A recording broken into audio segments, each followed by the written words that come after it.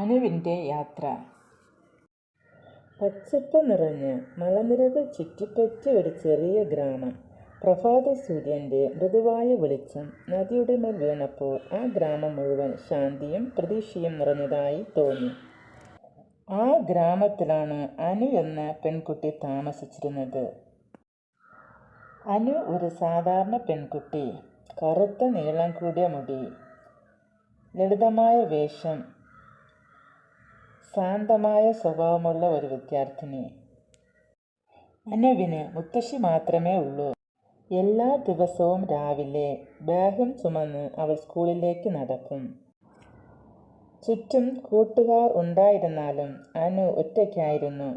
Class മുറിയിൽ അവൾ എപ്പോഴും പിന്നിലെ ബെഞ്ചിൽ നോട്ട്ബുക്കിലേക്ക് കണ്ണും താഴ്ത്തി ഇരിക്കുമായിരുന്നു.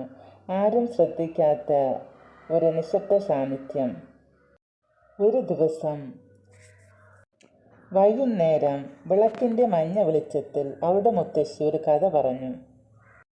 ഈ ചെറിയ വിളക്കിന് ഇരുട്ടിനെ കീഴടക്കാൻ കഴിയുമെങ്കിൽ ഒരു ചെറിയ പെൺകുട്ടിക്കും തൻ്റെ ഭയങ്ങളെ ജയിക്കാൻ കഴിയും. ആ വാക്കുകൾ അനുവിൻ്റെ ഹൃദയത്തിൽ പതിഞ്ഞു. അടുത്ത ദിവസം സ്കൂളിൽ ഒരു മത്സരത്തെക്കുറിച്ചുള്ള പ്രഖ്യാപനം ഉണ്ടായി. എല്ലാവരും ഭയങ്കര സന്തോഷത്തിലായിരുന്നു. എന്നാൽ അനുവിൻ്റെ ഉള്ളിൽ പ്രതീക്ഷയും ഭയവും ഒരുമിച്ചുണർന്നു. എന്നാൽ ആ രാത്രി കണ്ണീരോടെ അവൾ കിടക്കയിൽ കിടന്ന് തന്നോട് തന്നെ ചോദിച്ച് എനിക്കാവുമോ എന്ന ആ ചോദ്യം അവളെ വല്ലാതെ അലട്ടിച്ചു. ഈ സമയം അവളുടെ മുത്തശ്ശി അവളുടെ അടുത്തേക്ക് വന്ന് ഒരു ചെറിയ വിളക്ക് അവളുടെ കയ്യിൽ വെച്ചു കൊടുത്തിട്ട് പറഞ്ഞ്, ഇത് വെളിച്ചമാണ് നിനക്കുള്ളത്.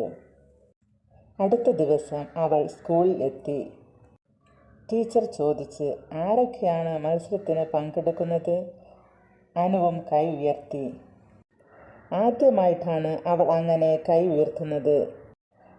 പരിഹാസങ്ങളും ചിരികളും ഉണ്ടായി. എന്നാൽ അവൾ അത് ഒന്നും വകവയ്ക്കാതെ തൻ്റെ പ്രോജക്റ്റ് ചെയ്യാൻ തുടങ്ങി. എന്നാൽ അത് താഴെ വീണ് തകർന്നു. ആ രാത്രിയിൽ അവൾ നിലത്തിരുന്ന് കരഞ്ഞു. എന്നാൽ ആ വിളക്കിൻ്റെ വെളിച്ചം അവളെ എഴുന്നേൽപ്പിച്ചു. വീണ്ടും അവൾ ശ്രമിച്ചു.